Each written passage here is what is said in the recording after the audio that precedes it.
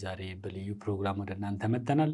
እንደምን አላችሁ? በጣም አስቸጋሪ ሁኔታ ውስጥ የባዕድ አምልኮ ባለበት በዛ በገጠር ውስጥ ጨለማ የነገሰበት እዛ ውስጥ ነው ኢየሱስ መጥቶ የጠራኝና ይሄ ደረጃ የሚለው ስም ራሱ ያወጣልኝ በማቼሳ በኩል ቃልቻ ነው። በብዙ መንገድ የሚወዳትን ኢቴን መጥላት ጀመረ። ወደ ገጠር 5 ደቂቃ 10 ደቂቃ ስትሄድ ግን እንኳን ማበርበና እንኳን ቤተክርስቲያን አይደለም ያመነ አንድ ግለሰብ ለማግኘት ያስቸግራ። አሁንም ቢሆን የቃልቻ የባዕድ አምልኮ የመንፈስ አሰራር በብዛት አለ። ባቢ መጽሐፍ ቅዱስ የተቃጠለበትም ቦታ ነውና እዛ ጌታ ረድቶን የወንጌል ስራም እየተሰራ ድሮ ሲያሳድዱ የነበሩት ከነዛም ቤተሰብ መካከልም ጌታ የተቀበሉ አሉ። መንፈስ ቅዱስ እየሰራ ነው። 100 ሚሽነሪ ለማሰማራት በጣም ብዙ ገንዘብ ያስፈልጋልና ያለ ገንዘብ የወንጌል ስራ መስራት አይቻልም። ለሰላሌ ወንጌል ያስፈልጋል፣ ለሰላሌና አካባቢ ወንጌል የግድ ያስፈልጋል የምትሉ ወገኖች በሙሉ እንደምትሳተፉ ሰላሌን ለክርስቶስ በሚለው ስራ ውስጥ እጃችሁን እንደምትዘረጉ ተስፋ እናደርጋለን።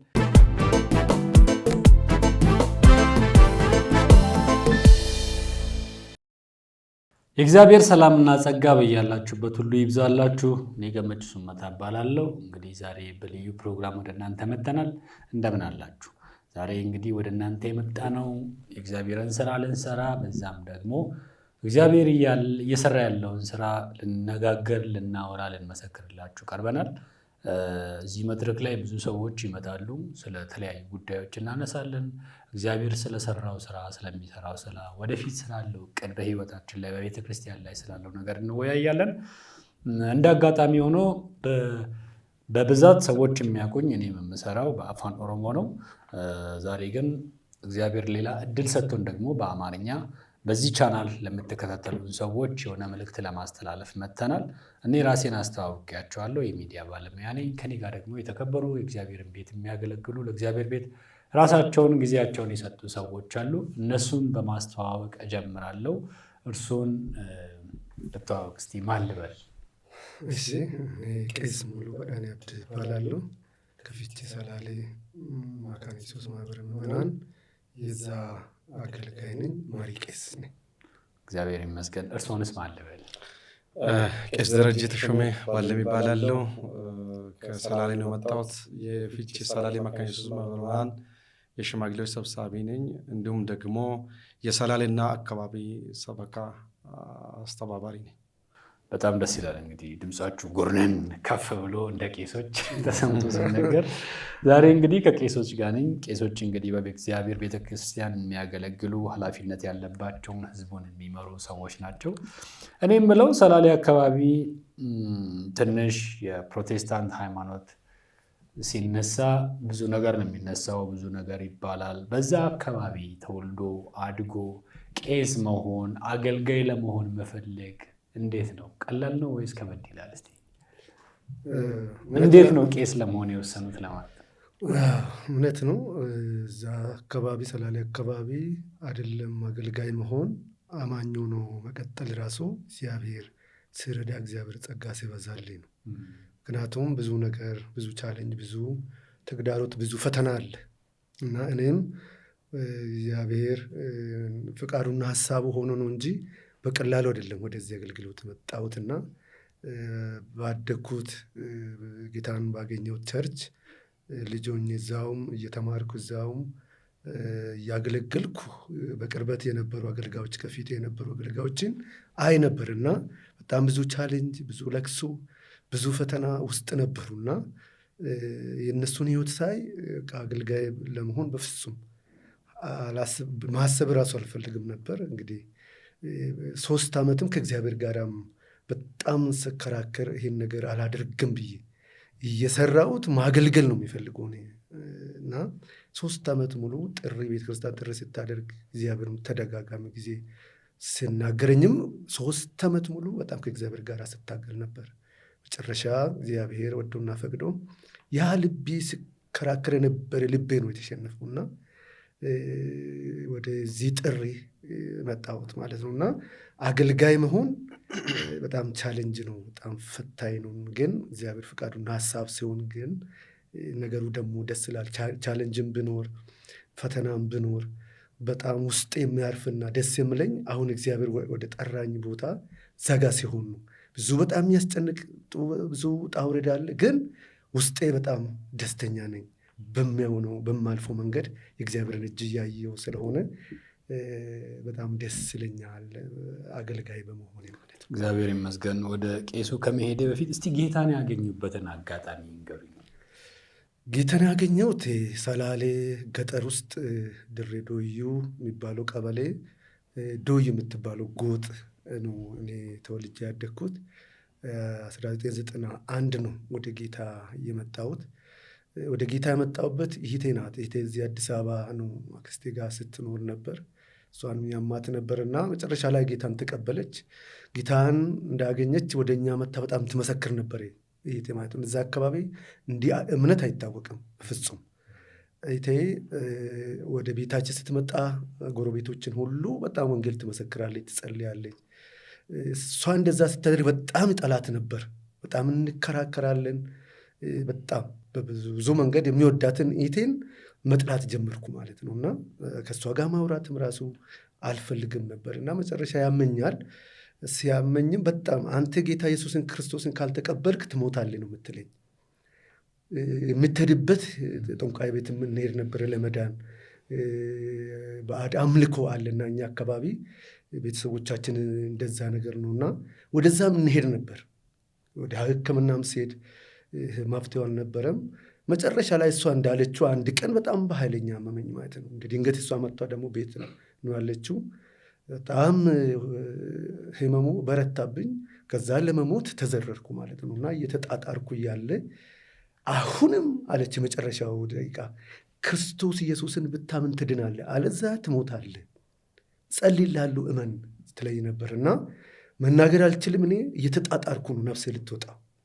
እዛ በግንባሬ ነው ፍቃደኛ መሆንን ያሳየዋት መናገር ስለማልችል ማለት ነው። እና ወዲያውኑ መጸለይ ጀመረች። የሚገርም ነገር የሆነ ኃይል ወደ ህይወት የመጣ የሆነ ትንሽዬ ብርሃን ነገር ወደ ህይወትም ሲመጣ ያለው እንደዛ ሲያስጨንቀኝ የነበረ ነገር ወዴት እንደሄደ ያላቅምና ልሞት የነበረ ሰው ተነስቼ ቁጭ አልኩት። እዛ ነገረችኝ፣ ንስሐ አስገባችኝ። ወዲያውኑ ምግብ መብላት ጀመርኩ።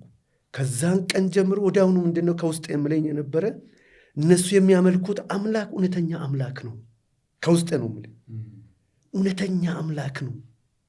ደስ ይለኛል። ውስጥ በጣም ለየት ያለ አይቼ የማላውቀው ደስታ ነው የተሰማኝ እና ውስጤ የሚመሰክር እነሱ የሚያመልኩት እውነተኛ አምላክ ነው የሚለው ነገር ከውስጥ የሰማ ነበር። ወሰንኩ፣ ያን ቀን ወሰንኩኝ። ከዛ እንግዲህ አባትን በጣም ፈራ ነበር።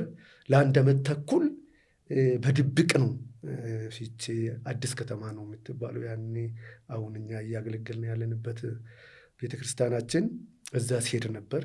ከ1 ዓመት ተኩል ወይም 6 ወር አካባቢ በኋላ ነው የታወቀብኝ እና መዝሙር ሲዘምር ነው እዚያው ታላቅ ወንድሜ ሰምቶ ጴንጤ ወይም ጌታን መቀበሌን ለአባት ሄዶ ነገረው። ተሰበሰቡና እነሱም ጠየቁኝ። በጣም አባትን ይፈራ ነበር። ሲጠይቀኝ ያ ነገር ሆነሃል እንዴ አለኝ። የምትወደው ልጅ ያው እንደዛ ሆኗል ብሎ ነው ታላቅ ወንድሜ ሄዶ እንትናው ያወራለት። አዎ አልኩት፣ ሆኛለሁ። ያ ነገር አይደለም ኢየሱስ ክርስቶስን ነው ያመንኩት፣ አምኛለሁ አልኩት። አምነሃል አለኝ። አዎ። አንድ ዕድል እሰጥሃለሁ አለኝና ትመለሳለህ አትመለስም አለኝ። በፍጹም ክርስቶስ ኢየሱስን መተው አልችልም፣ እኔ አልመለስም። አሁን አንገትን በቢላ ብትቆርጥ ኢየሱስን አልተውም። ምክንያቱም ለ4 ዓመት በተለያየ ነገር በበሽታ ስሰቃይ ያለ እንቅልፍ ሳድር አንድ ሰው ከኔ ጋር ተጨነቀ የለም። ዛሬ ግን እኔ የሰላም እንቅልፍ አግኝቻለሁ። ሰላም ነኝ፣ ደስተኛ ነኝ፣ ክርስቶስን አምኛለሁ። ስለዚህ ክርስቶስን አልተውም አልኩት። እንደዛ ስለኝ እንግዲህ ከዛሬ ጀምሮ አንተ ልጅ አይደለህም፣ ከቤትም ትወጣለህ። እዛ እነሱ ጋር እግር ቤቴ እንዳይደርሳለኝ ተማሪ ነኝ። እዛ ያው ከቤት ወጣው ወደ ቸርችር ከአንድ ክላስ ተሰጠኝ። ይዛው እየተማርኩኝ ማገልገል ጀመርኩ። በእንዲህ ሁኔታ ነው በጣም አስቸጋሪ ሁኔታ ውስጥ የባዕድ አምልኮ ባለበት በዛ በገጠር ውስጥ ጨለማ የነገሰበት እዛ ውስጥ ነው ኢየሱስ መጥቶ የጠራኝና የእሱም ቀን በተለይ የመጀመሪያ ቀን ያችን ቀን ልሞት የነበረው ቀን በፍጹም በሕይወት ያረሰ ብዙ ቻሌንጆች፣ ብዙ ፈተናዎች ገጥሞኛል። ያችን ቀን ግን መርሳት አልችልም። ያ ነገር ነው በፊት የሚመጣ እና ተርን ፖይንት እሱ ነው። እግዚአብሔር ይመስገን እርሶና ክርስቶስ የተገናኙበት እግዚአብሔር ለሁሉም ሰው የጠራበት መንገድ አለውና ስሙ ይባረክ። ቄሱስ ቄስ ለመሆን አገልጋይ ለመሆን የወሰኑበት አጋጣሚና ጌታ ኢየሱስ ክርስቶስን እስቲ ያገኙበትን አጋጣሚ ንገሩኝ። አመሰግናለሁ። እንግዲህ እንደ አጋጣሚ ቤተሰቦቼ በሰላሌ አካባቢ ቀደም ብሎ ጌታን ከተቀበሉት መካከል ናቸው። ቢሆንም ግን ከአራተኛ ክፍል በኋላ ነው እኔ በጥቂቱ ማውቀው እንጂ ከዛ በፊት ቃልቻ ቤት፣ መቺሳ ቤት እንዳለን። ለምሳሌ ይሄ ደረጃ የሚለውን ስም ራሱ ያወጣልኝ በመቺሳ በኩል ቃልቻ ነው። በዛው ስም ነው ቀጥያው መጠራ። ከሆነ ጋር የነበሩ ወንድሞችን በሙሉ እንደዚሁ ናቸው። ነገር ግን መሀል ላይ በሆነ አጋጣሚ ከኛ ቤተሰብ መካከል አንድ ሰው ጌታን ያገኛል። ቀስ ቀስ እያለ እግዚአብሔር ይመስገን አብዛኛ የኛ ቤተሰቦች አሁን በጌታ ናቸው። እዛ አካባቢ ላሉት ቤተክርስቲያን የመነሻም ናቸው። ነገር ግን በልጅነት አእምሮም ቢሆን ብዙ አስታውሳለሁ።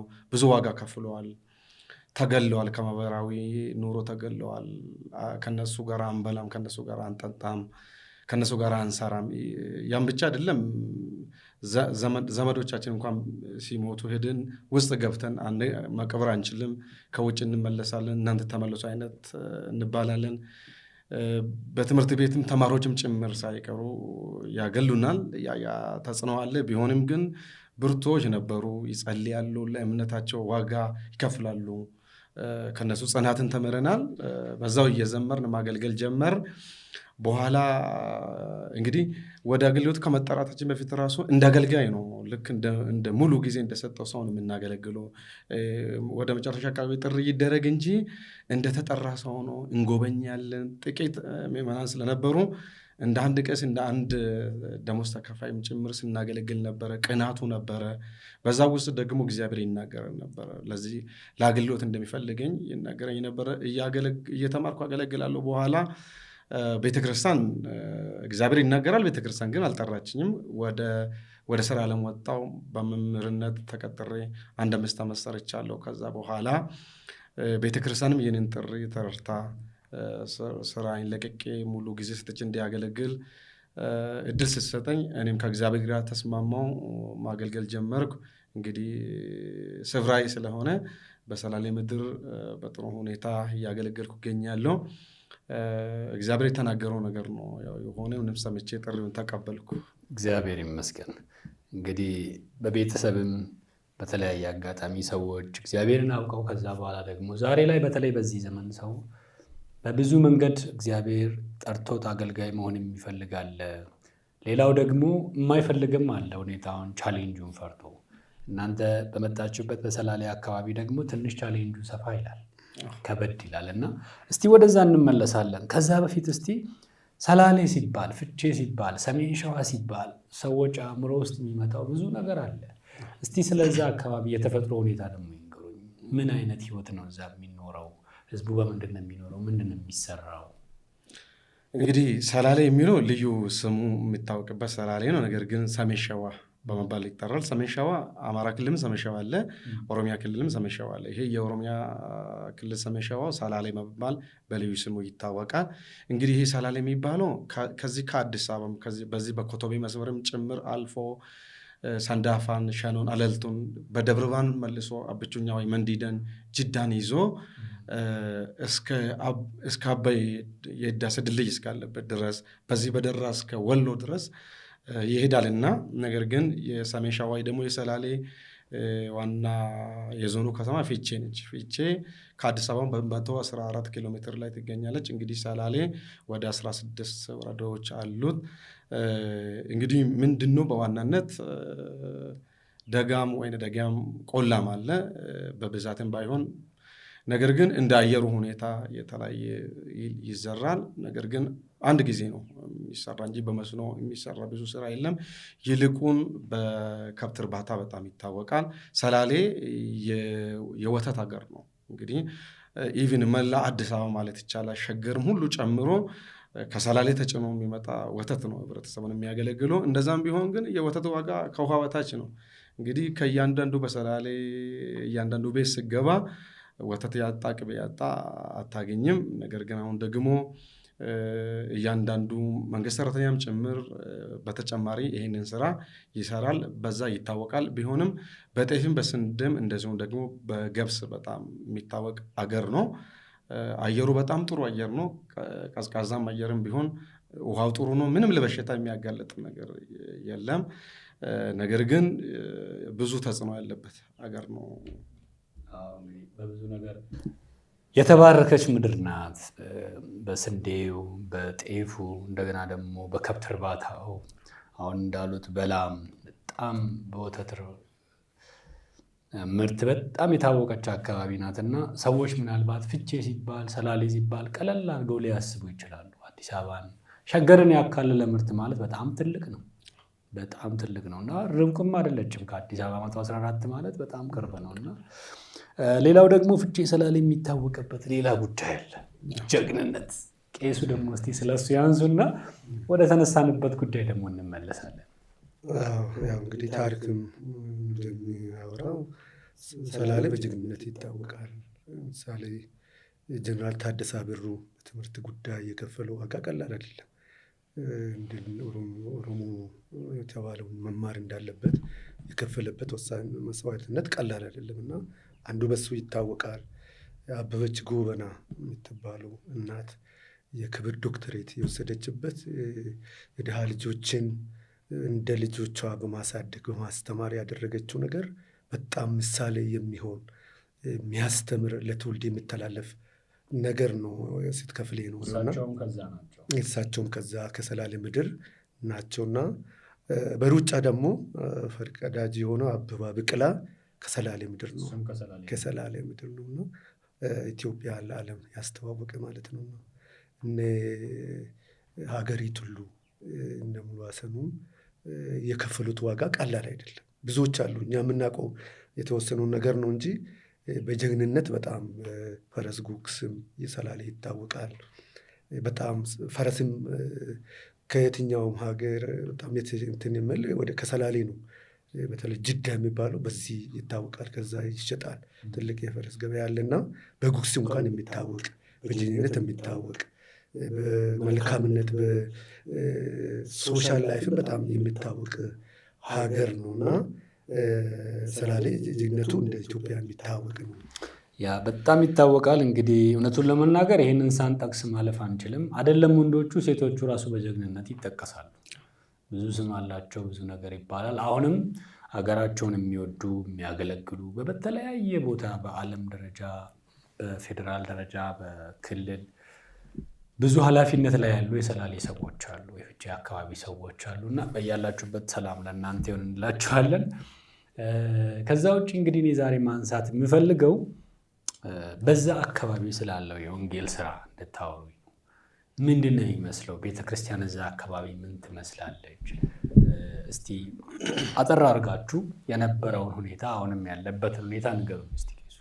አዎ እንግዲህ አንዳንድ ታሪክ ስናጠናም የተጻፈም ነገርም አለ። አባቶችም ሲያወሩ ከ1940 በፊት በግለሰብ ደረጃ እንኳን በሰላሌ ምድር ወንጌል የሰማ ሰው ማግኘት ይከብዳል። ሊኖር ይችላል፣ አይታወቅም። ነገር ግን ሲጠየቅ ሲፈተሽ ታሪክ የሚያወራ ከ1940 እስከ 1960ዎች ከውጭ ሀገር የመጡ ሚስዮናን ሰራዊተ ክርስቶስ የሚባሉ ፊቼ ከተማ ውስጥ ፊቼ ብቻም አይደለም በኢትዮጵያ ምድር በሌላ ቦታም ሲሰሩ እንደነበረ ታሪክ ይናገራል።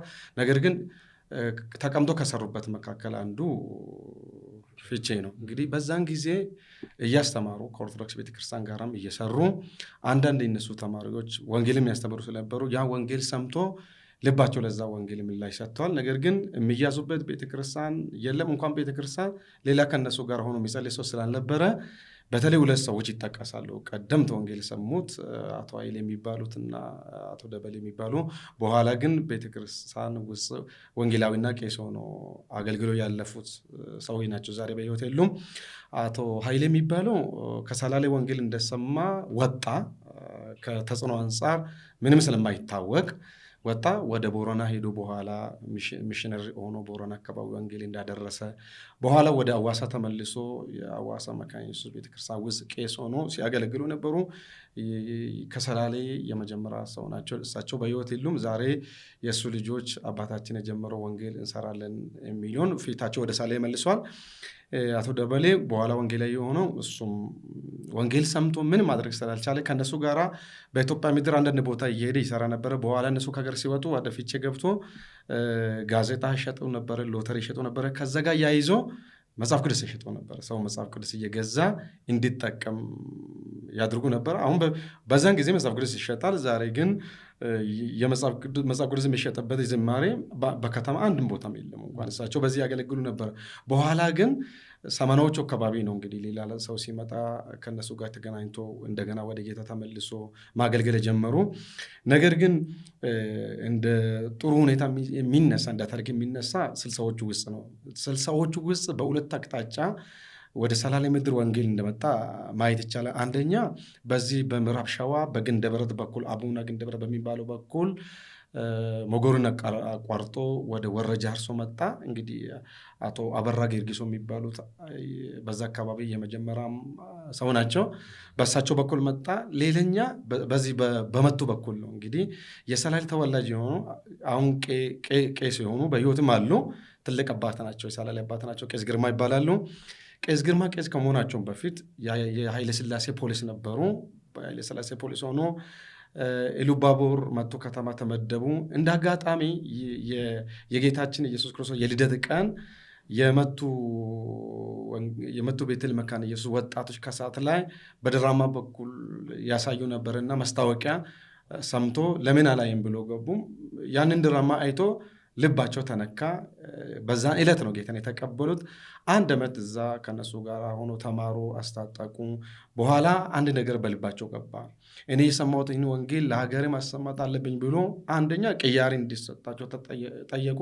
እምቢ ሲባሉ ስራቸው ለቆ ከተማ አይደለም የገቡ ለቆ ገጠር ደገም ወረዳ ያያሮ የሚባል በእግር 5-6 ሰዓት የሚያስኬድ ቦታ ገብቶ ወንጌል ጀመሩ።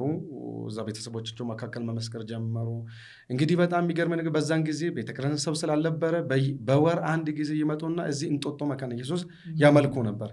እንጦጦ መካነ ኢየሱስ እሳቸው ቄስ ሆኖ እንዲበቁ ካደረጉት መካከል አንዱ ናቸው። እንግዲህ በዛን ጊዜ ቄስ በሊና እዛ ያገለግሉ ነበረ። ቄስ በሊና ከእሳቸው ጋር ሆኖ ያያሃሮና በተለይ ደግሞ ፊቼ መካነ ኢየሱስን የእንጦጦ መካነ ኢየሱስ ቀጣባ ሆና እንድትያዝ አድርገዋልና በግለሰብ ደረጃዎች ጥቂቶች ታዩ። ነገር ግን ለመጀመሪያ ጊዜ ሰማናዎቹ መጀመሪያ 81 አካባቢ በስቅጣባ ተጀመረ።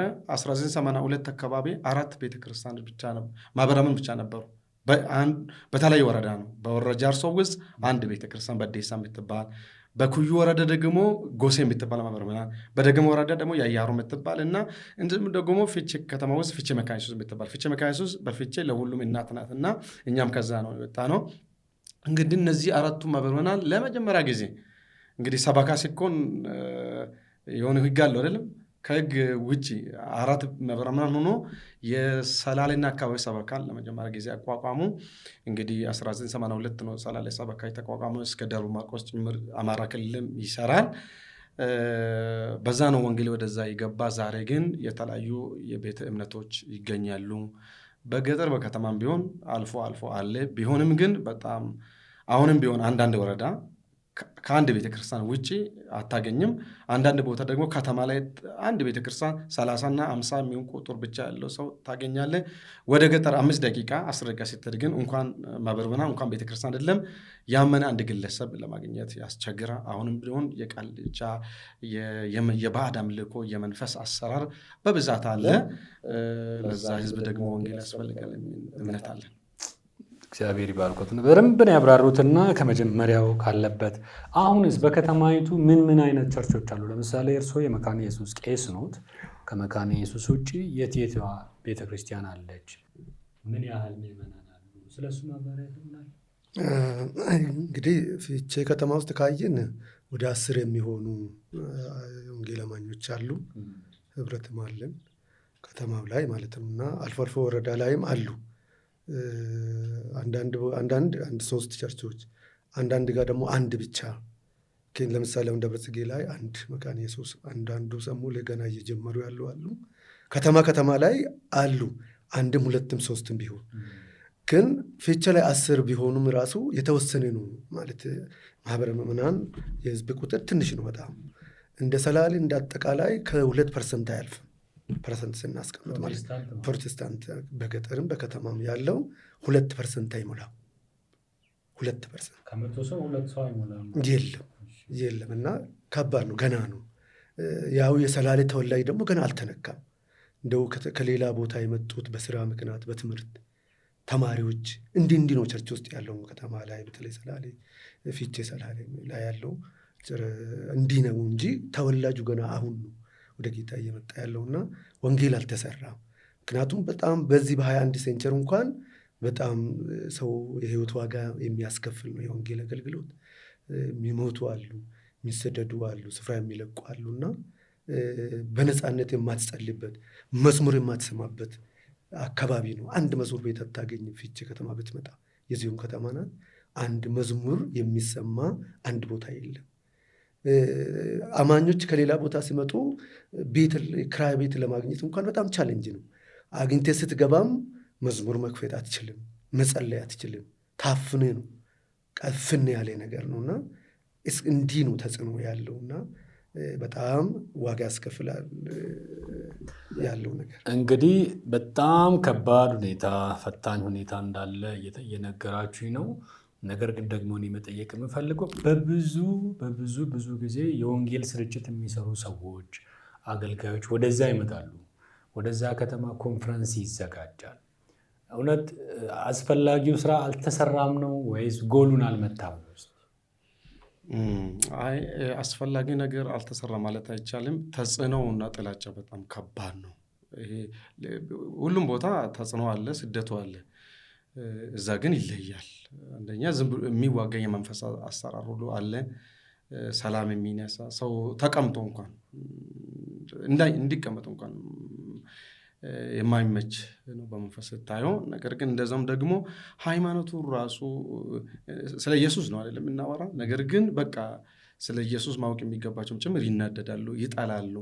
በሌላ በኩልም ተስለዋል። አንዳንዴ ይሄ ሃይማኖት በስንዴ ይሄ ሃይማኖት በሰልባጅ የገባ ነው የሚል የስም ማጥፋት ጭምር ተደርጎ እኛን የማይገልጽ ነገር አንዳንድ ጊዜ ሰው አንደኛ ሆን ተብሎ ሰው እንዲጣላ፣ ሰው እንዲርቅ፣ እንዲሸሽ የተደረገ ነገር አለና ከዛ አንጻር ነው። እውነት ነው። የተለያየ የምስክር ቡድኖች፣ የተለያየ ሚኒስትሪዎች፣ የተለያየ በቤተ ክርስቲያን ደረጃም እንደዚህ አይነት ፕሮግራሞች ለማዘጋጀት ይሞከራል። ነገር ግን ከባድ ተጽዕኖ አለው። ለምን አንድ ሰው ሲያምን ያንን ሰው ማቆም ከባድ ነው። ወዲያው ቤተሰብ ያንን ሰው ያገላሉ፣ ከቤት ያስወጣሉ። እንግዲህ የሚኖርበት ትምህርት ተማሪ ከሆነ ምን በልቶ እንደሚማር የት እንደሚኖር ይቸገራሉ። ብዙ ጊዜ አንዳንዶቹ ቸርች ውስጥ መጠለያ ተሰጥቷቸው ይኖራሉ።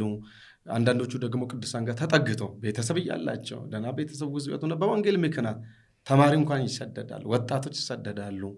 እና ቤተሰብ ከሆኑ ደግሞ እንደ ቤተሰብ ከጎረቤትም ጭምር ይሰደዳሉ። ሰራተኛ ሆነ የራሱ በጽድቅ መኖር በጣም ከባድ ነው። ከዛ አንጻር ነው እንጂ የሚሰራ ነገር ጠፍቶ ትክክልም ሳይሆን ቀርቶ ሳይሆን ተጽዕኖ ጥላቸው ከባድ ነው። ስለዚህ ህዝቡ በሩቅ ስላለው ጥላቻ እንጂ ከኛ ጋር ራሱ ማውራት ስለ ወንጌል እናውራ ሲባል እዛው አይነት ነገር ነው። መስማቱ እንኳን ፈቃደኛ አይሆኑም። አሁን ግን ተስፋ አለ። ሳይመሰክርም ጭምር እንዲሁ ወደ ቤተክርስቲያን የሚመጡ አሉ። በየእሑድ ስንጠይቅ 2 ሰው 3 ሰው 5 ሰው ጌታን የሚቀበል ደግሞ በገጠር ከተማ አሁን ለውጥ አለ። እኛም ባንመሰክር ራሱ እግዚአብሔር ለራሱ እየተገለጠ የማይጠበቁ ሰዎች የማይገመቱ ድሮ ሲያሳድዱ የነበሩት ከነዛም ቤተሰብ መካከልም ጌታ የተቀበሉ አሉ። መንፈስ ቅዱስ እየሰራ ነው። ነገር ግን በጣም ከባድ አገር ነው አገሩ። እስቲ ቄሱ እርስዎን ልጠይቅዎት። እንደ ምሳሌ የሚያነሱት በጣም በቃ ይሄ የማይረሳ ገጠመኝ ነው፣ የገጠመ ፈተና፣ አገልጋዮችን የገጠመ ፈተና እዛ አካባቢ እስከ መሰዋት ድረስ ብለው ነበር። ቅድም የሚያነሱት ምሳሌ አለ? በተለይ ሳናነሳ ማናልፍ ጌታችን ፈለቁ ጠምሮ የምትባል ከዚህ ከመከኒሳ መካነ ኢየሱስ 2005 አካባቢ ወደ ሀገሯ ትመጣለች። የተወለደች እዛው አካባቢ ለፊቼ ቅርብ የሆነ መንደር ውስጥ ነው፣ ገጠር አካባቢ ነው የተወለደችው እና ከዛ ሀገር ከወጣች ቆይታለች። በክራንች ነው የምትሄደው። አንድ እግር ተጎድቷል። ወታደር ሚሊተሪ ነበረች። እዛ እሷ የተወለደች አካባቢ ጌታን የተቀበሉ ሰው ስትሰማ ነው የመጣችው እና ከዛ ሰው ጋር ተገናኘች። ይሄ ነገር እውነት ነው ወይ ስትል አዎ አለች። ከዛ እኔም እንግዲህ እንዲሁ ህይወት አያልፍም፣ ቢያንስ ምንም ማድረግ ቢያቅተኝ መሬቱ ስጄ ለቤተ ክርስቲያን ሰጥቼ መሞት ፈልጋለሁ ብላ ለዛ አማኝ ታወራለች። እሷም ደስ ይለናል፣ በቃ ነይ አብረን እግዚአብሔርን ስራ እንሰራለን አለች። ተመልሳ መጣች፣ ወደዛ ምድር መጣች። 1000 ካሬ የሚሆን መሬት ወሰደች። እዛ ላይ አንድ ትንሽዬ ክላስ ተሰራ። ውሃም የለም እዛ አካባቢ ምንም ነገር የለም። በክራንች ነው የምትሄደውና ትልቅ ሰው ናትም ደግሞ እና ልብስ ትሰፋ ነበር። ፈለቁ ልብስ እየሰፋች ወንጌል ትመሰክር ነበር። ትልቅ ገባተኛ መንገድ ነው እሷ ቤቱ የተሰራውና የምትኖሩና እዛው እየኖረች ልብስ እየሰፋች ወንጌል በጣም ትመሰክር ነበር። ብዙ ሰው ያውቃት ነበር በፊት እዛ ምድር እያለች ማለት ነው። እና ትልልቆቹን እሷን መስማት ይፈልጋሉ። ግን አሁን እሷን የማያውቃት ወጣቱ ግን በጣም በእምነቷ ምክንያት ይጠሏት። ሌሊት ቤቷ ለ7 ዓመት የፈለቁ ቤት ይደበደብ ነበር እና ያለ እንቅልፍ ነበረች። መጨረሻ ላይ እንግዲህ ህይወቷ እንዲህ በዚሁ በወንጌል ጉዳይ በማይታወቅ መንገድ በመርዝ ህይወቷ እንዲያልፍ ተደርጓል ማለት ነው። እና አሁን እሷ ያለፈችበት ዋጋ የከፈለችበት ፊቼ ሰላሌ መካነ ኢየሱስ እዛው አካባቢ መሬት ገዝታ ቸርች ቤተክርስቲያን እየተሰራ ነው እና እያለቀ ነው። እዛው አካባቢ መጽሐፍ ቅዱስ የተቃጠልበትም ቦታ ነው እና እዛ ጌታ ረድቶን የወንጌል ስራም እየተሰራ ነው። ሚሽነሪም ተመድቦ ስራ እየተሰራ ነው። የእሷ ህይወት ግን ለእኛ ለቤተክርስቲያናችን ትልቅ አቅም ነው የሆነን፣ ትልቅ እምነት ነው ሆነን እና ወደ ወንጌል አገልግሎት ወደ ሚሽን እንድንገባ ያደረገን አንዱ እውነት ነው። እግዚአብሔር ስናገረን ነበር፣ በፊትም ስንጸልይ ነበር። እሷ መጥቷ እንደዛ ዋጋ መክፈል ደግሞ እኛን እንድንነቃ ነው ያደረገችን ፈለቁ ማለት ነው። እና ዛሬ ፈለቁን ህይወት ለሌሎች ሰዎችን ሼር ስናደርግ ሰው በጣም በብዙ መንገድ ከኛ ጋር ሆኗል። አንዳንዱ ያሌክስ ነበር፣ እስከ ወለጋ ሄደናል በዚህ ጉዳይ እና ዛሬም በ21 ሴንቸር ወንጌል የሰውን ህይወት የሚጠይቅ ነው። ፈለቁ መኖር እየቻለች መከኒሳ መካኒስ ውስጥ በጣም መኖር የምትችል ጥሩ ህይወት ውስጥ ህይወቷ መቀጠል ይችል ነበር እና በወንጌል ጉዳይ ነው በዛ ምድር መታ በሰላሌ ገጠር ህይወቷ በወንጌል ጉዳይ ያለፈ ነው እና እስከዚህ ነው ማለት ነው። ያ ማለት ዛሬም ድረስ ፈተና አለ፣ ብዙ ተግዳሮት አለ። በዛ ውስጥ ግን እግዚአብሔር ስራ ይሰራል። እስቲ ወደ ግል ህይወታችሁ ልመልሳችሁ አንዴ። ኢየሱስ ሲባል ለአንዳንዱ ሰው ንግግር ነው፣ ቃል ነው፣ ኖርማል ነው። አንዳንዱ ደግሞ ይጠላዋል ሁላ። ኢየሱስ ሲባል ደግሞ ለአንዳንዱ ሰው የህይወት እስትንፋስ ነው። ኢየሱስ ሲባል ቄሱ ወደ እርሱ የሚመጣው ወደ አእምሮ የሚመጣው ወደ ህይወቱ የሚመጣው ነገር ምንድን ነው? እስቲ እንግዲህ ኢየሱስ ሲባል ስለ ሃይማኖት አይደለም። ኢየሱስ ህይወት ነው። እንግዲህ በኢየሱስ መጽሐፍ ቅዱስ እንደሚያወራ በኢየሱስ ክርስቶስ ስናምን ነው የዘላለም ህይወትን የምናገኘው።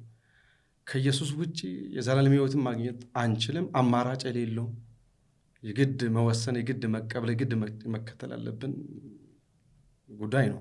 ስለዚህ የሆነ የሃይማኖት ቅያሬ አይደለም። ስለ ኢየሱስ ሲባል ኢየሱስ የሆነ ሃይማኖት ተወካይም አይደለም። ለሰው ልጆች ነው የሞተውና ለሰው ልጆች ነው ራሱን የሰጠው። ስለዚህ እሱ ህይወት ነው። ያም ብቻ ስለ መንፈሳዊና ስለ ነፍስ ጉዳይም ብቻም ሳይሆን ኢየሱስ ለስጋዊም ጥያቄው ሁሉ ምላሽ ነው። ኢየሱስን ካመን በኋላ ነው ሰላም ያገኘን፣ መልካም እንቅልፍ ተኛ ነው። እንግዲህ በዘፈን መጠጥ በጣም ይታወቃል። ጠላና አረቄ በጣም ይታወቃል። ጠላና አረቄ የሚጠጣ ሰው ደግሞ ይሰክራል። የሚሰክር ሰው ይደባደባል፣ ቤተሰብ ይፈርሳል። እንግዲህ በጌታ ኢየሱስን ያመኑ የተከተሉ ሰዎች ግን ትዳራቸውም ጭምር ምሳሌ ነው፣ ልጆቻቸውም ጭምር ምሳሌ ነው። እዛ ሀገር ጥላቻም እንደዛም ቢሆን ደግሞ በጽድቅ የሚኖሩ ክርስቲያን ስለሚበዙ እነሱ እንደዚህ አያደርጉም፣ እነሱ እንደዚህ አይነት ነገር አይወዱም በማለትም ጭምር ይመሰክራሉ። ኢቭን ታማኝነት ቦታ የሚያስፈልግበት ቦታ ጭምር ክርስቲያኖች የሚፈልጉበት ቦታ አለ። ስለዚህ ሰላሌ ምድር እንኳን አገልጋይ መሆን አይደለም አማኝ ሆነ መቆም ራሱ ከአገልጋይ በላይ ነው ትርጉሙ። ፈተናው ከባድ ነው። እስቲ ቄሱስ እርሱ ኢየሱስ ሲባል ያ በልጅነቱ ወደ እርሱ የመጣው ሕይወቱን የቀየረው የሚጣፍጠው እሱን ከምተው ብሎ ከቤተሰቡ ጋር ያጣላሁት ስሙን ሲያስታውሱ ምንድን ነው ወደ አእምሮት የሚመጣው? ኢየሱስ እኔ በተለይ ለእኔ በወጣትነት ጊዜ ነው ኢየሱስን ያገኘሁት። ወደ 9ኛ ክፍል ተማሪ ሆኜ ነው እና አባቴ ቄስ እንዲሆን ገዳም አስገብቶኛል። የቄስ ትምህርት እንድማር ማለት ነው እና እዛ መቼ አልሆነም፣ አልተሳካም። በጣም እንዲህ ነገር ይፈልግ ነበር አባቴ ማለት ነው እና መጨረሻ በመሀል ወደ ኢየሱስ መጣሁ። ኢየሱስ ለእኔ እረፍት ነው፣ ሰላም ነው። ያለ ኢየሱስ ህይወት ባዶ ነው። ምንም ሊኖረን ይችላል፣ ሀብት ብኖረን፣ እውቀት፣ ዝና ብኖረን፣ ኢየሱስ ከሌለ ሁሉ ነገር ባዶ ነው። እረፍት የለም፣ የዘላለም ህይወት የለም ያለ ኢየሱስ። እሱ እውነት ነው፣ መንገድ ነው፣ እሱ ህይወት ነው እና ሃይማኖት ተቋም የሆነ የሃይማኖት አይደለም ኢየሱስ። እና ለእኔ በጣም እኔ እረፍት ያገኘሁት፣ የሰላም እንቅልፍ የተኛሁት፣ እውነተኛ ደስታ እርካታ ያገኘሁት ክርስቶስ ኢየሱስ የግል ህይወቴ አዳኛ አድርጌ ሲቀበል ነው። ያ ቀን ነው ትልቅ እረፍት፣ ትልቅ ሰላም፣ ትልቅ ደስታ በምንም የማይገኝ በብር በእውቀት በምንም ነገር የማይገኝ ክርስቶስን በማመን የምናገኘው ሰላም በምንም የማይገኝ ነው እና እሱ ለእኔ ህይወት ነው፣ እረፍት ነው፣ ሰላም ነው። ያለሱ ህይወት የለም፣ ያለሱ ሰላም እረፍት የለም። የሰው ልጅ ህይወቱ ከንቱ ነው፣ ባዶ ነው ያለ ኢየሱስ። ያ ነው እንግዲህ ውድ ተመልካቾቻችን፣ ይሄ ልዩ ፕሮግራም ነው። ምናልባት አጋጣሚ በተለየ አጋጣሚ ከፍታችሁ እያያችሁን ካለ የተወደዱ የተከበሩ ቄሶች በሰላሌ አካባቢ ቤተክርስቲያንን እያገለገሉ ያሉ፣ ወንጌልን ለማስፋፋት ብዙ ዋጋ እየከፈሉ ያሉ ሰዎች ናቸው። ከነሱ ጋር ነው ጥሩ ውይይት እያደረግን ያለ ነው። አሁን ያወራችሁትን ኢየሱስ፣ አሁን የተናገራችሁትን ያጣፈጣችሁትን ኢየሱስ ፈተና ባለበት፣ መከራ ባለበት፣ ይሄ ተግዳሮት ባለበት፣ በመንፈስም በስጋም በብዙ ነገር ፈተና ባለበት እንዴት ነው ለሰዎች እንዲደርስ እየሰራችሁ ያላችሁት? ሰዎች ወደ እሱ እንዲመጡ፣ ኢየሱስን እንዲያውቁ፣ የእረፍት ህይወት እንዲመሩ እንዴት ነው እያደረጋችሁ ያላችሁት? አዎ ጥሩ ጥያቄ ነው። እንግዲህ ጌታ ኢየሱስ ክርስቶስን እዛ ሀገር ያሉ አገልጋዮች ምዕመናን ጨምሮ ምን መሰክሮ በሁለት በኩል ነው። አንደኛ ልክ እንደ ማንኛውም ሰው በማስም በግልም ኢየሱስ እንደሚያድን ከመጽሐፍ ቅዱስ እያወጣን እንመሰክራለን፣ ይመሰክራሉ። ሌላ ደግሞ የጽድቅ ህይወት፣ የምሳሌ ህይወት እየኖሩ ይመሰክራሉ።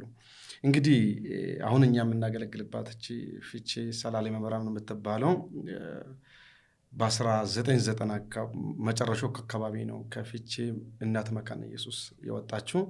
በግለሰብ ቤት ነው፣ በአቶ ቦጋሌ ኃይለማርያም ወይ ደግሞ በበቀለች ባለሚ ቤት ነው የተጀመረችው። ከዛ በኋላ በ36 ሰው ነው የተጀመረው። ያ በ36 ሰው የተጀመረው በአሞራ ቤት ሳሎን ውስጥ ነው የተጀመረችው። በ5 ወንበር እየሰፋ መጣ። እንግዲህ ጥቂትም ቢሆኑ በጣም ይጸልያሉ። እስካሁን ቀጥሏል ጸሎቱ። ምሽግ በጣም ይታወቃል። የ1 ሳምንት ምሽት፣ የ40 ቀን ጾም ጸሎት ይታወቃል። እናቶች፣ ወጣቶች ይጸልያሉ፣ ምሽግ ገብቶ ይጾማሉ። አዳር በጣም ይታወቃል። አሁን እኛ ቤተክርስቲያን ከሰኞ እስከ ቅዳሜ ከእሑድ በቀር አዳር አለ። ተራ በተራ ይጸልያል። ወጣቱ ይጸልያል፣ እናቶች ይጸልያሉ። መዋደዱም ጭምር አለና አንድነት አለ። መንፈስ ቅዱስ ደግሞ እየሰራን ነው። በ36 ሰው ተጀምሮ አሁን በአባል ደረጃ 1500 በላይ ነን። ነገር ግን ከተባባሪም ጭምር ጋራ ወደ 2000 ሰው ሆነን ነው ጌታን እያመለክን የምንገኘው። አሁን እግዚአብሔር ረድቶን ጥሩ ማምለኪያ ቤተክርስቲያንን ሰርተናል በወገኖች ድጋፍ። ነገር ግን ምንድነው ከ5 ዓመት በፊት አንድ ራእይ ተቀብለናል። እንደዚች ማህበራን አገልጋዮችና መሪዎች ምን የሚል ራእይ ነው ተቀበልነው? ሰላሌና አካባቢ ለክርስቶስ የሚል ራእይን ከእግዚአብሔር ተቀበል። እንግዲህ ቅድም ፊቼ አዲስ ከተማ ተብለን ነው የምንጠራ። ስለዚህ ከዚህ ራእይ ጋር እንዲሄድ ስማችንን ቀይር የሚለውን ውሳኔ ላይ ደረስን። ከዚህ ራእይ ጋር የሚመጥን ስም መቀየር አለብናል። ከዛ ፊቼ ሰላሌ መካነ ኢየሱስ በሚል ሰየም። ምንድነው ምክንያቱ ስንል ሰላሌ ለክርስቶስ የሚል ራእይ ስለያዝ መነሻችን ፍቺ አድርገን በመላ ሰላሌና ከሰላሌም አልፎ በአማራ ክልል ጭምር ወንጌል እንሰራለን የሚል ነው። በአማራ ክልል ሲባል መፈክር ብቻ አይደለም። አማራ ክልል በሶስት አቅጣጫ እኛን ያዋስናል። አንደኛ በዚህ በአባይ በኩል ደጀን አለ፣ በዚህ በደራ ወሎ አለ፣ በዚህ ደግሞ መራቤቴ ለሚም ጨምሮ እስከ ደብረ ብርሃን ድረስ ስለሚያዋስኑ ለዚህ ህዝብ ደግሞ ወንጌል ማድረስ ያለብን የመጀመሪያ ኃላፊነት ያለብን እኛ ነን። ለምን ቅርበቱ ያለነው እኛ ነን። አዎ የሰላሌ አካባቢ የሚኖሩ አገልጋዮች የቋንቋ ችግር የለባቸውም። በአማርኛ ያገለግላሉ፣ በኦሮምኛ እኩል ይናገራሉ ማለት ይቻላል። ስለዚህ በሰላሌም ውስጥም አልፈንም በአማራ ክልል ጭምር ወንጌል መስራት አለብን የሚለው ራዕይ ይዘን የመጀመሪያ ምንድነው ያደረግነው? በሰላሌ አካባቢ ውስጥ በገጠርም በከተማ ያሉትን ሁለት ሰዎችን ጠራንና እንደዚህ አይነት ራዕይ አለን፣ ከጎናችን ቆሙ፣ ባጀት እንፈልጋለን፣ እናንተ ሰው አዘጋጁ፣ ከኛ ጋር ስሩ የሚለውን መስማማት ላይ ደረስን። በሁለተኛ ዙር ደግሞ ከሰላሌ አካባቢ የወጡ ተወላጅም በስራ ምክንያት የሚወጡን ጭምር ጠራን። እንዲህ አይነት ራዕይ ይዘናልና ደግፉን አሉ። እንደግፋቸዋለን በርቱ አሉት። በእነሱ ድጋፍ ጀመር። 5 ዓመት ገና የሚመጣ ጥቅምት ነው የሚሞላ። እግዚአብሔር ረድቶን 8 ወረዳ ውስጥ አማራ ክልል ጨምሮ 8 ወረዳ ውስጥ 22 ሚሽነሮችን አሰማርተን ለ22 ሚሽነሮች ደሞዝ እየከፈል እንገኛለን። በጣም ትልቅ ብር ነው ስታዩ። በእርግጥ እዛ ሀገር የሚከፈለው ለሚሽነሪም ለአገልጋይም በጣም ደሞዝ ነው አይባልም፣ ቀለም ነው ብቻ የሚኖሩበት እንጂ ከነሱ አልፎ የሆነ ነገር የሚሆን አይደለም። እዛ ሀገር የሚኖሩ ቄሶች ወንጌላዊም ጭምር በቤተክርስቲያን ላይ ያሉ ራሱ ደሞዛቸው በስኬል መሰረት እንኳን አይደለም። ለምን እኛ ሀገር ማህበረ ምዕመናን ብለን የምንጠራ ሌላ ቦታ ስብከት ጠባ ሊሆን ይችላል። እንደምን ለምሳሌ ወጣቶችም ጭምር እምነት ማጽኛ ተምሮ አባል እናደር እነሱን ቆጥረን አንዳንዴ አባወራ 5 አባወራ ብቻ ሊሆን ይችላል። ስለዚህ የአቅም የምንም ችግር አለ። ያም ቢሆን ብቻ እንዲኖሩም ጭምር ድጎማ እየተደረገ አሰማርተናልና ይህንን በስፋት መስራት እንፈልጋለን። በቅርብ ጊዜ 23ኛን ስብከት ጣባ የምንከፍተው ደብረ ብርሃን ከተማ ውስጥ ነው። ደብረ ብርሃን ከተማ የሚሽን ስራ እንደምንሰራ ያልብ እንዳለን አውቆ ጠይቆናል። እኛም ደግሞ በደስታ አማራ ክልል ውስጥ እንሰራለን። ሁለተኛ በአማራ ክልል ውስጥ የሚኖረን ስብከት ጣባ ደብረ ብርሃን ከተማ ውስጥ ይሆናል እና እንቀጥላለን፣ ይሰፋል። ስለዚህ እንደዚህ እየሰራን እንገኛለን። በተጨማሪ የተለያዩ የምስክር ቡድኖችን ብዙ ጊዜ የካምፓስ ተማሪዎችን እንጠቀማለን። በተለያዩ ዩኒቨርሲቲ የሚኖር ከባህር ዳር፣ ከአዲስ አበባ፣ ከአምቦ፣ ከአዳማ እዛው የሰላሌ ዩኒቨርሲቲም አለና እነዛን ተማሪዎችንም በቤተክርስቲያን ውስጥ ያሉ ወጣቶችን እያደራጀን በየጊዜ በገጠር በከተማ የምስክርነት ጊዜ እየተደረገ ይገኛል። ያን ብቻም ሳይሆን እያንዳንዱ ህዝብ ደግሞ በሚኖርበት አካባቢ ወንጌል እንዲመሰክር እንዳገልጋይ ሆኖ እንዲሰራ መጠባበቅ እንዳይሆን እየሰራ እንገኛለን። እውነትም ደግሞ በዛ በኩል እግዚአብሔር ፍሬያማ እያደረገን ይገኛል። እንግዲህ ትልቁ ተልእኮ ወንጌልን ማስፋፋት ነው። ጌታ ኢየሱስ ክርስቶስም እንግዲህ ሂዱ ብሎ የሄደው እሱን ነውና እሱን እየሰራችሁ ስለሆነ እግዚአብሔር ይባርካችሁ። ያላችሁበት አካባቢ ደግሞ ቅድም እንዳልነው እንዳነሳ ነው በጣም ፈተና አለበት። እስቲ በዚህ ፈተና ውስጥ በዚህ ችግር ውስጥ ቄሱ በሚለው ምን ያህል ስኬታማ ናችሁ? ምን ያህል ደስተኞች ናችሁ? እስቲ ቄሱ እሱን አንሳለን። እንግዲህ እግዚአብሔር እርቶን በዚህ 5 ዓመት ሳይሞላ ወደ 22 ስብከት ጣቢያዎች ላይ የሚሽን ስራ እየሰራን እንገኛለን እና እኔ አንዳንድ ጊዜ ቁጭ ብዬ ሳስብ እንዴት ሆነ የሚሉ ነገር ሁሉ ወደ አእምሮ ይመጣል። በጣም እግዚአብሔርን ማመሰግንበት ነገሮች አሉ። ቦታዎቹ የጀማመርን ቦታዎቹ በጣም ከባባድ ሰልፍ ያለበት ተቃውሞ የበዛበትን ቦታዎችም አሉ። እዛ ቦታ ላይ ዛሬ አንዳንዱ ጋር ቸርች እየተሰራ አንዳንዱ ጋር ሰዎች እያመለኩ እዛ የተቀመጡ አገልጋዮች መሪዎችም አሉና እነሱ መጥቶ ቸርች ላይ የ3 ቀን የ4 ቀን ስልጠናና አብሮ የመጸለይ ነገር ሳይ እነሱ የሚመሰክሩትን ነገር ሳይ እየተሰራ ያለው ስራ ሳይ በጣም አስቸጋሪ ሁኔታ ውስጥ ሆኖ ማለት ነው። እሱ ሳይ እውነትም እግዚአብሔር አስደናቂ ስራ እየሰራ እንዳለ በጣም ይሰማኛል። በጣም ደግሞ እግዚአብሔርን ያመሰገንኩበት ሁኔታ አለ እና ነፍሳትም ወደ ጌታ የመጡት አዳዲስ ሰዎች በተለይ በአሁኑ ሰዓት የሰላሌ ተወላጅ ወደ ጌታ እየመጣ ነው ያለውና እግዚአብሔር እጅ እየሰራ ነው ያለው። አስቸጋሪም ቢሆን ዋጋ ቢያስከፍለንም በማይጠበቁ ቦታ ላይ 20 ሰው 30 ሰው 40 ሰው ወደ ጌታ መጥቶ ያዙን ብሎን ደብዳቤው ይዘው የሚመጡበት ሁኔታ ነው ያለው በዚህ ሰዓት እና እውነት ነው የሰላሙ ጉዳይ አንዳንድ ተግዳሮቶች፣ አንዳንድ አስጨናቂ ነገሮች አሉ። ሆኖም ግን ይሄ ችግር ይሄ ተግዳሮት ለወንጌል በር ነው የሆነው። እግዚአብሔር ስራ እየሰራ ነውና እግዚአብሔር ይመስገን። እግዚአብሔርን የምናመሰግንበት ብዙ ሰፊ ነገሮች አሉ። በጣም እግዚአብሔር ስራ እየተሰራ ነው። በጣም ደስ ይለናል። በዚህ እንግዲህ አንድ ነገር ላንሳላችሁና ወደ ፍጻሜው ላምጣ። ማንሳት ያለብን እያነሳን ነው። ቅድም ቄሱ እንደዚህ ብለዋል። በዚህ ጊዜ እግዚአብሔር እየሰራ ነው። ሰዎች በራሳቸው ወደ ቤተክርስቲያን እየመጡ ለእግዚአብሔር እጃቸውን እየሰጡ ነው እና እግዚአብሔር እየሰራ ባለበት ጊዜ ደግሞ እኛ መስራት አለብን እያሉ ነበርና እስከ ዛሬ ለተሰራው ስራ ብዙ ሰዎች ከእናንተ ጋር እንደቆሙ ብዙ ቤተክርስቲያናት እንደደገፏችሁ መረጃ አለኝና እስቲ እነሱን በዚህ ስራ ውስጥ የደከሙ አገልጋዮችን አባቶችን አመስግኗቸው፣ ባርኳቸውና አሁን ደግሞ ስላሰባችሁት ነገር ከዚህ በኋላ እንዴት ለመስራት እንዳቀዳችሁ ደግሞ ነገሩ ነው። ተባረክ። እንግዲህ በሰላሌ ምድር ላይ ዋጋ እየከፈሉትን በህይወትም ያሉ በህይወትም የሌሉትን አባቶችም ማመስገን እፈልጋለሁ። ቄስ ግርማ ዳዲ የሰላሌ አባት ናቸው። በጣም ትልቅ ዋጋ ከፍሏል። እንዲሁ በነፃ ሲያገለግሉ ነበረ። በእግር የ9 ሰዓት የ7 ሰዓት መንገድ ጉዞ እየሄዱ ያገለግሉ ነበረ እና ወንጌላዊ ደበሌን እንደዚሁም ደግሞ ከነሱ ጋር የነበሩ አሁን በህይወትም ያሉ ቄሶች ብዙዎች ናቸውና በጣም ዋጋ ከፍሏል። ቄሶች ወንጌላውያን ፓስተሮችን ብቻም ሳይሆን ምእመናን ራሱ ዋጋ ከፍሏል። እንዴ ዋጋ ከፈሉ ቢባል አንዳንዴ ሬሳ መቃብር ቦታ የሌላቸው ወረዳዎች አሉ። አሁንም ጭምር ከወረዳ 20-30 ኪሎ ሜትር በመኪና ጓጉዞ ፍቼ ከተማ የሚቀብሩ አሉ። እስካሁን ያን ሁሉ ችሎ ወንጌል እነሱ ባቆሙ ዛሬ እኛ የምናወራ ራእዩም ስራም የለምና እነሱም መባረክ እፈልጋለሁ። እግዚአብሔር ባርካቸው ማለት እፈልጋለሁ። የእነሱ ልጆች ደግሞ የሆነው እኛ ደግሞ ልክ እንደነሱ መስራት ይገባናል የሚለውን መልእክት እያስተላለፍ የሰላሌ ተወላጅ ብቻ አይደለም፣ ከወለጋ ከምዕራብ ሸዋ ከተለያየ ኦሮሚያ ክልል የመጡ አስተማሪዎች፣ ሐኪሞች፣ በስራ ምክንያት የመጡ ሰዎች በጣም ዋጋ ከፍለዋል።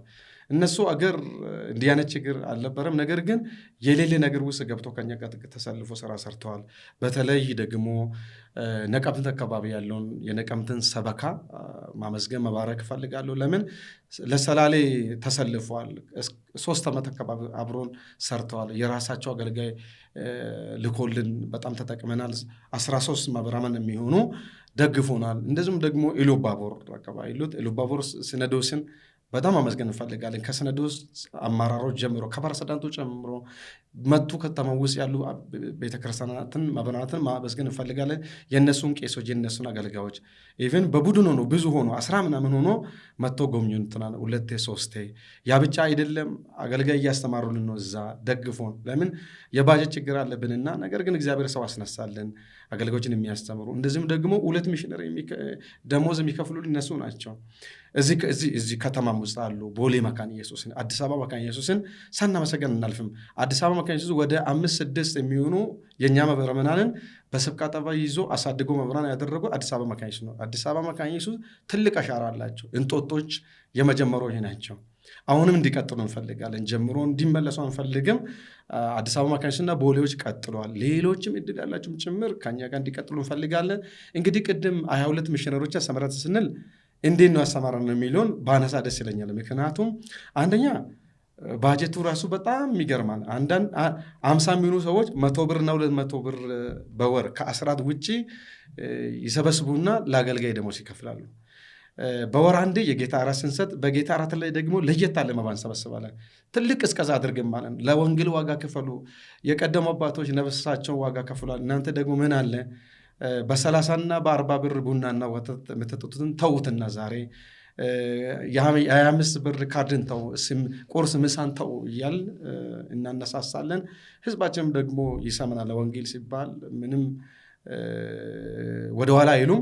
20,000 15,000 እዛው ስንሰበስብ ለ3-4 ወንጌላን ደግሞ ከዛ ደሞዝ እንከፍላለን። እንዲሁም ደግሞ እኔ ሙሉን ደሞዝ አንድ ሚሽነሪ ሙሉ ደሞዝ ይችላለሁ ብሎ በግለሰብ ደረጃ የሚደግፉን ሰዎች አሉ። ኢቭን በምንም የማንገናኝ በከተማም በምንም የማንገናኝ ጉራጌ ብሔረሰቦች ጭምር አንድ ሚሽነሪ ሰላሌ ምድር ላይ ደሞዝ ችሎ የሚያገለግሉ አሉ።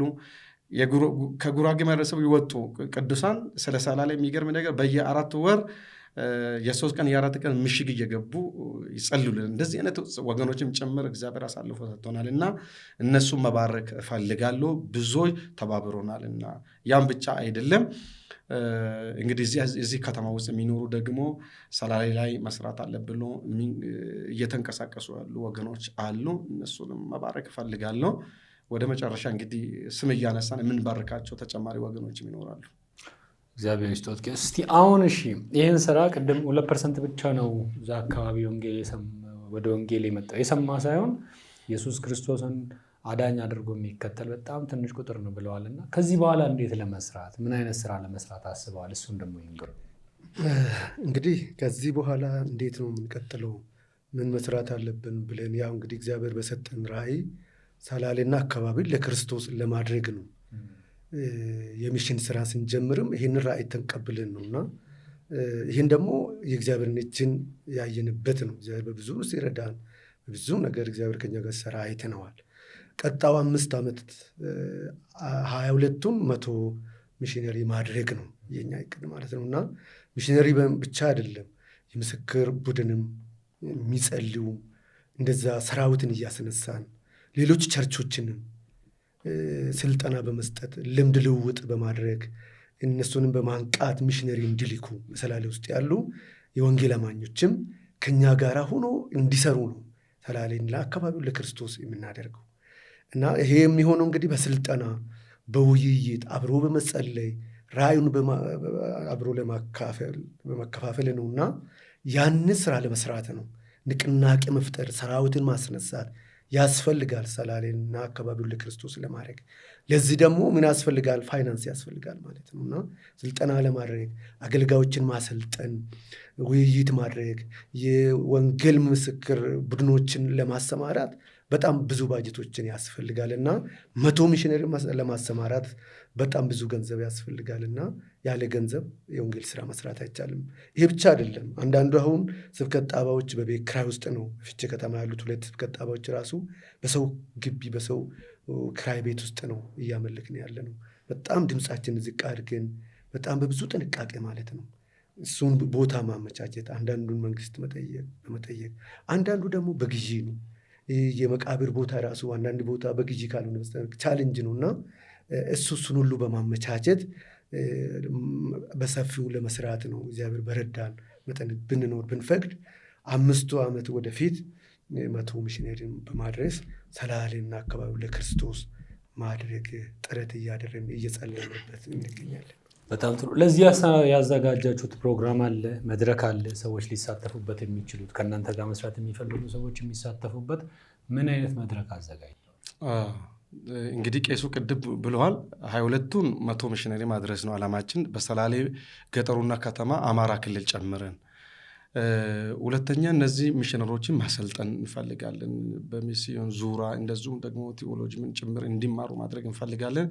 ሁልጊዜ ለምንን ስለማይቻል ደግሞ ይሄ አገልግሎት ቀጣይነት እንዲኖር ገቢ ማስገኛ ጉዳይ ላይ መሰራት እንፈልጋለን። ቅድም የከብት እርባታ፣ የበግ እርባታ፣ የዶሮ እርባታ በጣም ይታወቃል በሰላሌ ብያለሁ እና አሁን ከምንፈጥረው ስብከት ጣቢያውን ጭምር ይህንን ጎን ለጎን የልማቱን ስራ እያስፋፋን ራሳቸውን እንዲችሉ የማድረግ ስራ እንፈልጋለን። በፍቼ ከተማ ደግሞ ይህንን አገልግሎት የሚደግፍ ገቢ ማስገኘት የሚችሉ ፕሮፖዛል ሰርተን መሰራት እንፈልጋለን። እንደዚሁም ደግሞ ገስት ሃውስ፣ የስልጠና ማዕከል ለ3 ቀን ለ4 ቀን ቆይቶ የሚጸሉበት ሁኔታ ማመቻቸት እንፈልጋለን። ለዛ ሁሉ ብዙ ነገር ያስፈልጋል። አንደኛ የገንዘብ ድጋፍ ያስፈልጋል። የገንዘብ ድጋፍ ብቻ አይደለም የምንፈልገው። አንደኛ የሀሳብ በጸሎትም ጭምር እንዲያስቡ እንዲጸልዩልን እንፈልጋለን። እንግዲህ ለዛ ደግሞ አንድ ፕሮግራም አዘጋጅተናል። እግዚአብሔር ፈቅድና ብንኖር ከፊታችን ሰኔ 13 ቅዳሜ ላይ ነው ሙሉ ሰኔ 13 ቅዳሜ ከሰዓት ከ8 ሰዓት እስከ 11 ሰዓት የሚቆይ አንድ ትልቅ ፕሮግራም አዘጋጅተናል። እንደ አገር አቀፍ አዘጋጅተናል። እዚህ ፒያሳ አራዳ ፓርክ በሚባለው ከዛ ውስጥ አንድ ትልቅ አዳራሽ አግኝተናል። በዛ አዳራሽ ውስጥ ይህ ፕሮግራም ይካሄዳል። ያ ፕሮግራሙ የድጋፍና የገንዘብ ማሰባሰብ ፕሮግራም ነው። በዛ ውስጥ ታላላቆች ሰዎች ይገኛሉ፣ አገልጋዮች ይገኛሉ፣ የተለያየ ቤተ እምነት አገልጋይና መሪዎች ይገኛሉ። በገንዘብም በተለያየ ነገር የሚደግፉ ሰዎችን በተቻለ መጠን ጥሪ አድርገናል። በሰው ጥሪ አድርገናል። አሁንም ቢሆን የሚሰሙን ሰዎችን ጥሪ ማድረግ እንፈልጋለን። እዛ ጋር እንግዲህ አንደኛ እኛ የምናወራ ይህንን ራዕይ እንዲካፈሉን እንፈልጋለን። ሸክሙን እንዲካፈሉን እንፈልጋለን። እኛ ብቻ መሸከም የለብንምና ከሰላሌ የወጡ ተወላጆች አባቶቻችሁ ዋጋ ከፍሏልና ዝም አትበሉ። በሩቅ በቅርብ ያላችሁ ስለ ሰላሌ የምትጸሉ፣ ስለ ሰላሌ የምታውቁት፣ ለሰላሌ ወንጌል ያስፈልጋል፣ ለሰላሌና አካባቢ ወንጌል የግድ ያስፈልጋል የምትሉ ወገኖች በሙሉ በቤተ እምነት ሳንለያይ፣ በምንም ሳንለያይ በቻላችሁት መጠን በዛ ቀን አንደኛ በአካል እንድትገኙ ጥሪ እናደርጋለን፣ እናበረታታለን። ለምን ገንዘብ ብቻ ሳይሆን እንድትረዱን ራእዩን እንድትካፈሉን እንፈልጋለን። ነገር ግን ደግሞ እንዳጋጣሚ ሆኖ የማይገኙ ሰዎች ደግሞ ባሉበት ሆኖ እንግዲህ በኋላ በምናስቀምጠው ለዚህ ተብሎ የተከፈተ የባንክ አካውንት አለና በዛ ደግሞ የቻሉትን ድጋፍ በማድረግ እንዲሰሩ እንፈልጋለን። ያ ብቻ አይደለም፣ ከኛ ጋር ደግሞ ፓርትነር ሆኖ እንዲቀጥሉ እንፈልጋለን። እንደዚህ አይነት ወገኖችን ማብዛት እንፈልጋለን። አሁን እንግዲህ ከውጭ ሀገር ከፈረንጆች የምንጠብቅበት ዘመን አልፈዋል። እኛው ራሱ እንችላለን፣ ብንሰባሰብ ለወንጌል ብንሰጥ ይቻላል የሚለውን ነገር ማንሳት እንፈልጋለን እና በዛ ፕሮግራም ላይ እንግዲህ ይህንን ፕሮግራም አዘጋጅተናል። ይህን ፕሮግራም እኛ ብቻ አይደለም እየሰራን ያለ ነው። እዚህ አዲስ አበባ ውስጥ የሚኖሩ ወገኖች በተለያየ ኃላፊነት ላይ ያሉ የተለያየ ቤተክርስቲያን የሚመሩ ከተለያየ ቤተክርስቲያን አገልጋዮች የኮሚቴ አባል ሆኖ ታላላቅ ሰዎች ተቀናጅቶ እየሰሩ ይገኛሉ። ከነሱ ጋር ሆነን እየተንቀሳቀስን እንገኛለን። እንግዲህ እግዚአብሔር ከረዳን ትልቅ ነገር እናስባለን። እንግዲህ ከማገባደዳችን በፊት ቄሱ የሚጨምሩት ነገር አለ? በስተመጨረሻ ይሄ ቀረ የሚሉት? ምናልባት ከመጨረሳችን በፊት ላነሳ የሚፈልጉ ማለት ልናመሰግን የሚፈልጉ አለና እኛ ማህበረ ምዕመናን ወጣቶች፣ እናቶች፣ አባቶች ዋጋ የከፈሉ አሉ። ፊቼ ሰላሌ ማህበረ ምዕመናን የኬፋ ቡድን ወጥቶ ፊት ለፊት ወንጌል ሰው ጋር ለማድረስ በመጸለይ ፕሮግራሙን በመምራት ሌሎችንም ከሌላ ቦታን በመጥራት በተለይ በዚህ 4 ዓመት ውስጥ በጣም ትልልቅ ስራዎች ሰርቷል። ኬፋ ቡድን እናቶቻችን በተለያዩ ፕሮግራሙ ግብ እንዲመታ የተለያየ ድጋፍ በማድረግ እንጀራ በማምጣት አንዳንዱ ሽንኩርት በመግዛት በመጸለይ አዳር አብሮ በማደር አባቶች እናቶች ወጥቶ መስክሯል እና እኔ እሱ በጣም በጣም ልቤን ይነካኛል እና ትልቅ አባቶች መጥቶ ኢየሱስ ጌታ ነው ያድናል ብሎ ነው የኛ ወጣቶችና ማህበረ ምዕመናን እናቶች አባቶች እየሰሩ ያሉትና ይሄ ለኛ ትልቅ ነገር ነው። እነሱን እግዚአብሔር ይባርካችሁ፣ ወጣቶቻችን እግዚአብሔር ይባርካችሁ ለማለት እፈልጋለሁ። እንግዲህ በዚህ በሰኔ 13 ቅዳሜ ቀን የሚውለው የሚደረገው ፕሮግራም ትልቁ ነገር የሚሽን አገልግሎት ነው። ወንጌልን የማዳረስ የታላቁ ተልእኮ ወንጌልን ለማፍጠን ነው። ለሱ እጅ እንድንሆን፣ ለወንጌል ተልእኮ ዓይን እንድንሆን፣ አንደበት እንድንሆን፣ ስለ ክርስቶስ ለትውልድ እንድናውጅ አቅም መፍጠር ነው። መሰባሰብ ነው። መደራጀት ነው። ገንዘብ ብቻ አይደለም። ምክር እንፈልጋለን። ራእዩን ሼር እንዲያደርጉ እንዲካፈሉ እንፈልጋለን።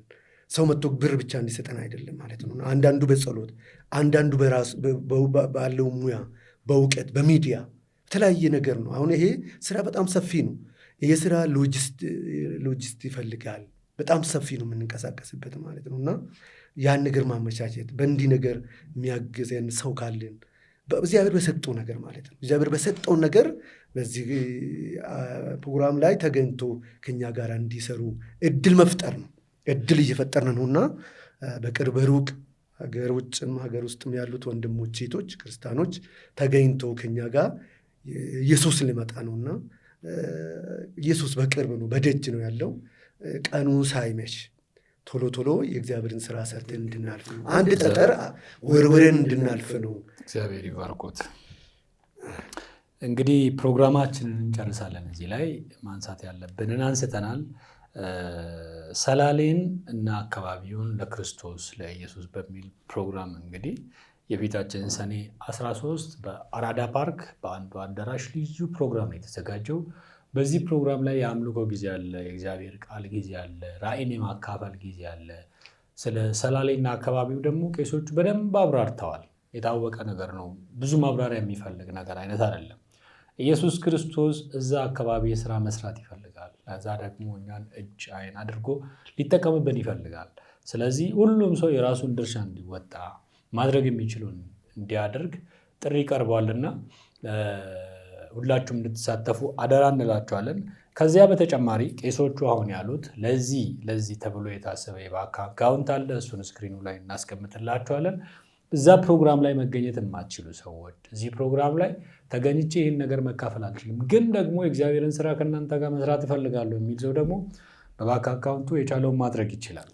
ከዛ ውጭ ደግሞ በዛ አካባቢ ለሚያገለግሉ አገልጋዮች ይህንን መርዳት እፈልጋለሁ፣ በዚህ ከእናንተ ጋር መቆም እፈልጋለሁ፣ እኔ ቤተክርስቲያንን ለመገንባት የዚህን ያህል ሲሚንቶ፣ የዚህን ያህል አሸዋ፣ የዚህን ያህል ቆርቆሮ ማምጣት እችላለሁ አይደለም፣ እኔ የሚዲያ ባለሙያ ነኝ፣ እዛ አካባቢ ያለውን ነገር መዘገብ እፈልጋለሁ፣ መጥቼ ማየት እፈልጋለሁ፣ የጤና ባለሙያ ነኝ፣ በምችለው መጥቼ እዛ አካባቢ ያለውን ሰው መርዳት እፈልጋለሁ፣ በቡድን መተን ወንጌል መስራት ማገልገል እንፈልጋለን የምትሉ ደግሞ የቄሶቹን ቁጥር ከስክሪኑ ላይ ያስቀምጥላችኋለሁ። ደውላችሁ የፈለጋችሁትን መጠየቅ ማድረግ ትችላላችሁ። የቀረ ነገር አለ ቄሱ? የቀረ ነገር እንግዲህ ምንድነው? የተለያየ ቤተክርስቲያናት የሚመሩ አገልጋዮች ስብከት ጣባ መክፈት ቢፈልጉ ፊታቸው ወደ ሰላሌ እንዲያዞሩ ጥሪ ያቀርባለሁ። አንዳንድ ስብከት ጣባ ይዘን እንሰራለን የሚሉ ቤተክርስቲያን ማህበረመናን ካሉ እኛ በደስታ እንደምንቀል መግለጽ እፈልጋለሁ። የመካነ ኢየሱስ ቤተክርስቲያን ብቻ አይደለም፣ የሙሉ ወንጌል ቤተክርስቲያን፣ የቃለ ሕይወት ቤተክርስቲያን፣ የኤምኬሲ የሌሎችም ስምም የጠራ ያልጠራውም ጭምር ተጨማሪ ቤተክርስቲያናትን አጥቢያዎችን እንዲከፍቱ እኛ አብረን እጅ ለእጅ ተያይዘን እየሰራ እንገኛለን። እኛ ብቻ ሰላሌ ለክርስቶስ አናደርግም፣ ሁላችን እንድንረባረብ ማድረግ እፈልጋለሁ። በተለይ ደግሞ ከሰላሌ የወጡ ወገኖች አባቶቻቸው ሊሆን ይችላል፣ አያቶቻቸው ሊሆን ይችላል፣ መነሻቸው ሰላሌ ሆኖ በስም ብቻ ሰላሌ የሚያውቁ በጅማ፣ በሐረርጌ፣ በአርሲ፣ በወለጋ በተለያዩ ቦታ የሚኖሩም ጭምር ወደ ሰላሌ ፊታችሁ መልሱ፣ ሰላሌን እንደገና እንድትጠይቁ እንድትጸሉ እንደገና ማሳሰብ እፈልጋለሁ። ችላ አንበል፣ እንስራ ማለት እንደገና በድጋሚ ጥሪ ማቅረብ እፈልጋለሁ። ግዴታችን ነው ለማለት እፈልጋለሁ። እግዚአብሔር ባርኮት። እንግዲህ ፕሮግራማችን ይህንን ይመስል ነበር። እኔ ገመቺሱ መታ እባላለሁ። ከኔ ጋር ደግሞ ቄሶች ነበሩ፣ የካሜራ ባለሙያዎች ነበሩ። በየትኛውም አጋጣሚ ይህንን ቪዲዮ ያያችሁ ሰዎች እንደምትሳተፉ ሰላሌን ለክርስቶስ በሚለው ስራ ውስጥ እጃችሁን እንደምትዘረጉ ተስፋ እናደርጋለን። እግዚአብሔር ይባርካችሁ። መልካም ጊዜ ይሆንላችሁ።